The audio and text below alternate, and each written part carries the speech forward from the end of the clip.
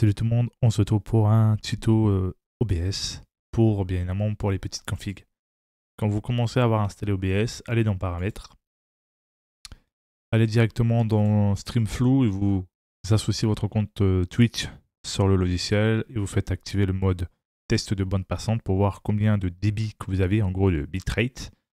Et après vous faites appliquer et après ça va directement mettre le débit qui a été conseillé selon votre débit, tout simplement. Dans vidéo, regardez si vous avez la résolution de base Canva, c'est-à-dire en gros Canva, tout simplement c'est votre écran, donc votre dalle. Par exemple, si c'est de 1920 à 1080p. Et la résolution de sortie, mise à l'échelle, c'est ce qui va ressortir sur le stream. Ça dépendra de ce que vous avez. Si vous pouvez faire de la 720p, vous mettez 720p. Si vous pouvez aller jusqu'au-dessus en 1080p, vous mettez 1080p. Après, dans les filtrages de la mise à l'échelle, vous avez Bicubic et Lonsos. Ça dépend de ce que vous sélectionnez. Bicubic pour les petites configs, je crois que c'est pas trop mal. Ou Lonsos. Ça dépend de ce que vous recherchez. Après, vous avez les valeurs entières pour le débit d'image, donc les FPS. En gros, ce qui est par seconde. Généralement, des fois, c'est conseillé 30 ou 60. Ça dépend justement, mais selon les configs, selon ce que vous voulez streamer, pour éviter d'avoir trop de pixels, il faut mettre à 30 FPS. Certes, c'est pas forcément agréable de voir un stream de 30 fps en 720p, etc. Mais la plupart du temps, il n'y a pas réellement de différence. Ça dépend vraiment selon la connexion, selon la config de chacun de chacune.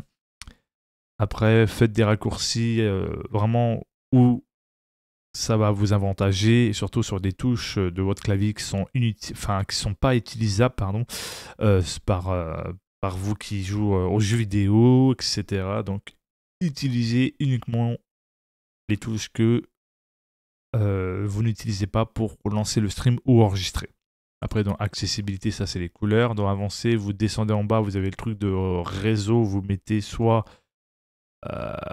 ajuster dynamiquement, ou soit autre.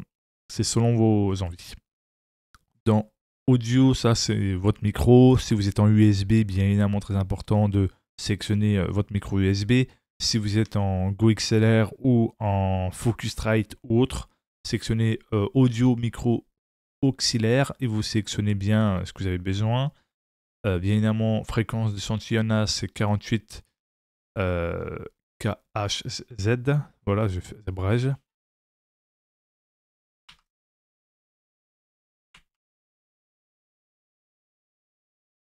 Me revoilà. Alors, désolé pour cette petite interaction.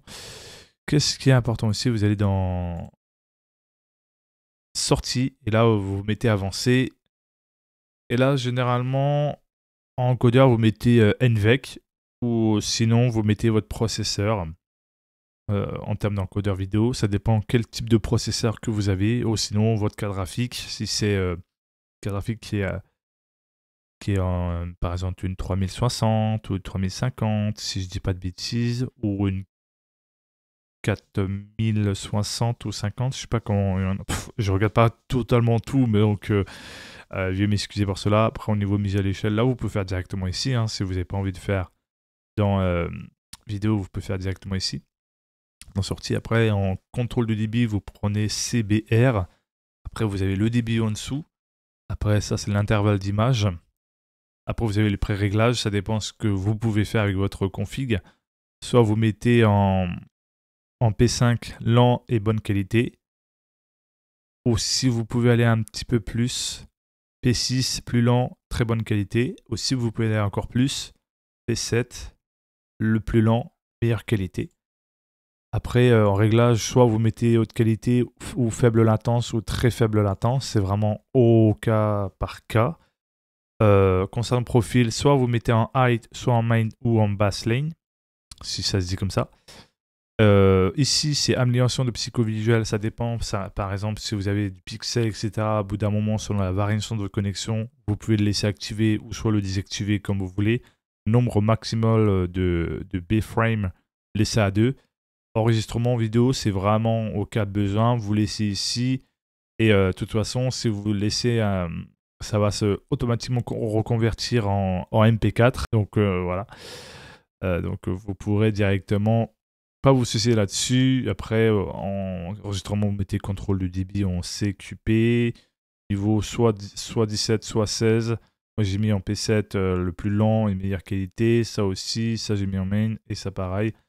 Audio, ça dépend justement, les débits audio, ça aussi, ça reprend sur votre connexion. Donc, vous mettez à 96 et vous verrez ça va encore plus vous faire des économies de bitrate et ça va permettre de pouvoir utiliser pour un peu de votre jeu, etc. quand vous allez streamer. Donc en vrai de vrai, ça peut aider. Et puis après, là en dessous, vous avez bien évidemment, quand je précise, des trucs de réseau, soit ajuster le dynamique, soit bien évidemment, il y a 3 options, si je ne me trompe pas, où vous sélectionnez celui que vous voulez, puis vous faites appliquer, puis voilà. Après au niveau ici, vous laissez par défaut.